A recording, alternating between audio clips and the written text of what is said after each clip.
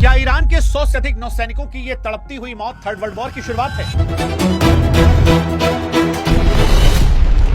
क्योंकि जिस वक्त दुनिया की नजरें इजराइल के तेल अवीव की बमबारी, तेहरान में खामनोई और 160 से अधिक बच्चों की लाशों पर थी, ईरान में दिख रहे मलबों पर थी, उसी वक्त इंडियन ओशियन के गहरे नीले पानी में अमेरिका ने वो कर दिया जिसकी शायद कल्पना भी किसी ने नहीं की थी। ईरान का सबसे मॉडर्न जंगी जहाज, जिसका 24 घंटे पहले भारत में स्वागत हो रहा था, वो समंदर की गहराइयों में दफन हो चुका है और इसके साथ ही 100 से अधिक ईरानी नौसैनिकों की जल समाधि बन गई है। कोई इसे अमेरिका का स्मार्ट मूव कह रहा है, कोई इसे अमेरिका का सबसे बड़ा धोखा कह रहा है। लेकिन इस खौफ को समझना है तो ये फैक्ट समझिए कि दुनिया ने ऐसा मंजर आखिरी बार 44 साल पहले 1982 के फॉकलैंड युद्ध में देखा था। तब से लेकर आज तक दुनिया में किसी ने भी इस तरह से जंगी जहाज को डुबाने की हिम्मत नहीं की थी।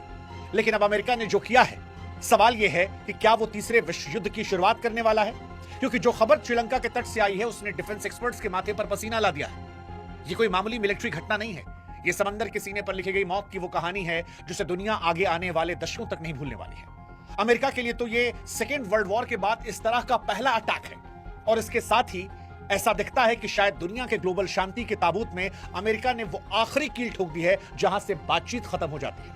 अब बर्बादी का दौर शुरू होता है। बर्बादी ईरान की, बर्बादी इजराइल की, बर्बादी अमेरिका की और इसके साथ बर्बादी दुनिया की, क्योंकि ईरान जो खामनोई और 160 बच्चों की मौत से पहले से ही बौखलाया था, इस घटना के बाद वो पागलपन की पराकाष्ठा को पार कर सकता है। और अगर ऐसा होता है तो दुनिया में तेल के दाम जो हैं वो आसमान को छू जाएंगे। अगर रूस या चीन ने साथ दिया तो क्या वो न्यूक्लियर अटैक कर सकता है? आज सवाल ये नहीं है कि ईरान बदला लेगा या नहीं, सवाल ये उठ रहा है कि ईरान का बदला अब यहां से कितना भयानक होने वाला है। और इसीलिए ये कहानी, ये खबर बहुत बहुत महत्वपूर्ण हो जाती है। अगले 10-15 मिनट आप बने रहिएगा क्योंकि ये खबर दुनिया का रुख बदलने वाली है। इस खबर की हम शुरुआत करें उससे पहले हमारी फिर से आपसे गुजारिश है कि हमारे व्हाट्सएप चैनल, जिसका लिंक हमने कमेंट सेक्शन और डिस्क्रिप्शन बॉक्स में दिया है, उससे आप जुड़िएगा ताकि पल पल की अपडेट युद्ध को लेकर फैक्ट के साथ हम आप तक पहुंचा सके। अब शुरुआत करते हैं इस घटना से। क्या जो ये घटना है ये दुनिया को वर्ल्ड वॉर में तब्दील करेगी? तो देखिए, बहुत स्पष्ट हम आपको बता दें कि यह हमला सिर्फ ईरान के जहाज को डुबोने का नहीं है। यह तमाम उन इंटरनेशनल समझौतों की मौत है जो हमें अब तक थर्ड वर्ल्ड वॉर से बचा के रखे थे। इसके नतीजे इतने खौफनाक हो सकते हैं कि पूरी दुनिया का नक्शा बदल सकता है।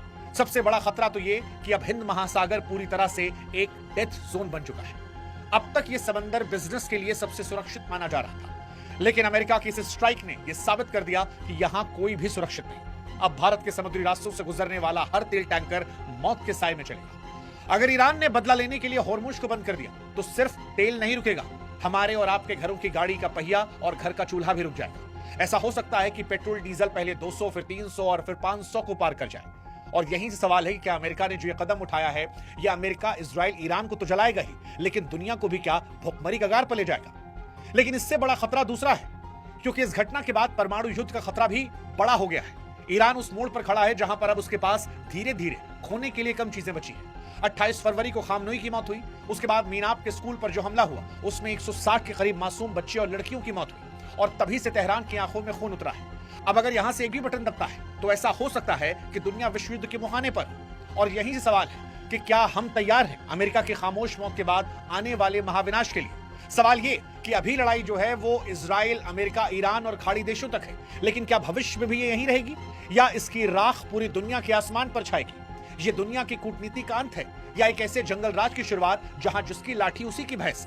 ये बड़ा महत्वपूर्ण सवाल है। और इससे महत्वपूर्ण सवाल है कि अमेरिका ने इंडियन ओशियन में ईरानी जहाज को डुबोकर स्मार्ट मूव किया या गद्दारी? क्योंकि दुनिया का एक हिस्सा अमेरिका के इस कदम को स्ट्रेटेजिक मूव कह रहा है, लेकिन एक हिस्सा है जो इसे इंटरनेशनल रूल्स की धज्जियां उड़ाने पर जोर दे रहा है। सवाल यह है कि IRIS पर जो यह हमला है, क्या उस भरोसे के कत्लगाह में हुआ है जहां पर उम्मीद नहीं थी? क्योंकि अमेरिका ने इस जहाज को उस वक्त निशाना बनाया जब वो एक इंटरनेशनल फ्रेंडशिप मिलन 2026 से लौट रहा था। और इसके बाद अमेरिका के मंत्री पीट हेग्सेथ की वो क्रूर मुस्कान, जहां पर प्रेस कॉन्फ्रेंस में उन्होंने इसे क्वाइट डेथ और अमेरिकी नौसेना के लिए 1945 के बाद की सबसे बड़ी जीत कहकर न सिर्फ 100 से ज्यादा नौसैनिकों की मौत का जश्न मनाया, बल्कि मानो दुनिया को चेतावनी दे दी कि अब कोई भी सुरक्षित नहीं है। अमेरिका इसे क्वाइट डेथ कह रहा है क्योंकि समंदर के नीचे टॉर्पीडो की आवाज कोई नहीं सुनता।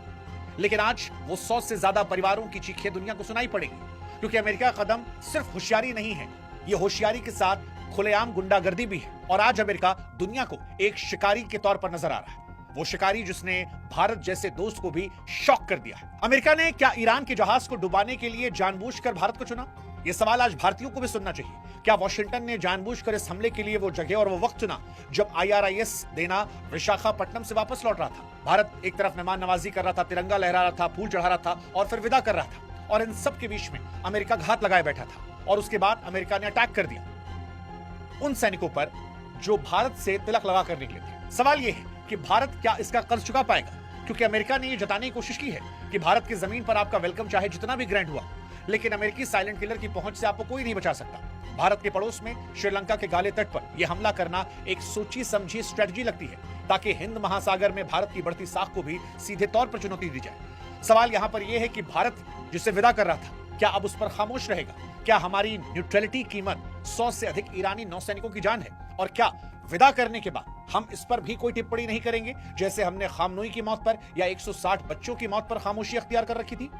ये समझना बड़ा जरूरी है, और साथ ही समझना यह भी जरूरी है कि वो कौन सा शिकारी था जिसने शिकार किया, क्योंकि यह हमला टेक्नोलॉजी के हिसाब से जितना सटीक था उतना ही डरा। मतलब आप कल्पना कीजिए कि समंदर की गहराई से एक मौत का गोला आता है और पल भर में 100 से अधिक जिंदगियां खत्म हो जाती है। लेटेस्ट रिपोर्ट कंफर्म करती है कि अमेरिका की वर्जीनिया क्लास के किसी भी न्यूक्लियर सबमरीन ने समंदर के नीचे किसी भूत की तरह इस जहाज का पीछा किया और इसके बाद IRIS देना को टॉर्पीडो से डुबो दिया। जैसा कि हमने बताया कि पूरी दुनिया में साल 1982 के बाद यह पहली बार हुआ है। अमेरिका की तरफ से सेकेंड वर्ल्ड वॉर के बाद यह पहली बार हुआ है। टॉर्पीडो का इस्तेमाल करना ही यह बताता है कि अमेरिका इस जहाज को संभलने का एक सेकेंड भी मौका नहीं देना चाहता था। यह सिर्फ एक जहाज को डुबोना नहीं था, बल्कि ईरान की इंटेलिजेंस की एक बहुत बड़ी नाकामी भी थी। अमेरिका का इस साइलेंट स्ट्राइक ने धोखे की एक नई किताब लिख दी है और खून के इस खेल ने समंदर में जंग के तौर तरीकों को हमेशा हमेशा के लिए बदल दिया है। अब यह सवाल उठ रहा है कि सच है कि युद्ध में सब जायज है, लेकिन फिर भी मित्रता करने आए एक जहाज को इंडियन ओशन में डुबो देना, क्या यह नाजायज था? और क्या 180 परिवारों को इंसाफ मिलेगा? क्योंकि गाले के समुद्री तट पर जो तबाही दिखी है वो किसी भी इंसान का दिल दहला सकती है। श्रीलंकन नेवी ने जो बताया वो डराने वाला है। उनके चेहरे पर पसीने थे जो मंजर उन्होंने देखा।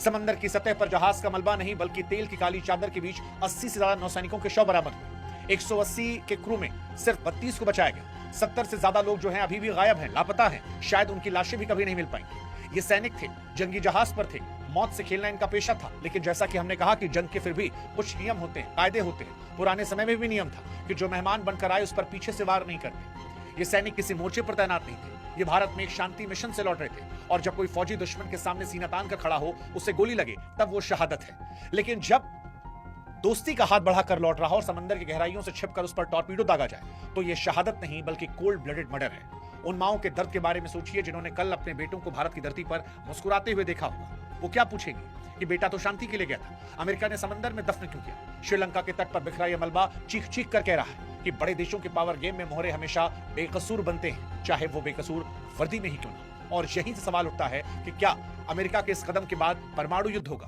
भारत और श्रीलंका की समुद्री सीमा में अमेरिका ने जो कुछ किया वो पहली घटना नहीं थी। इससे पहले खामनोई की हत्या, 160 बच्चियों की हत्या।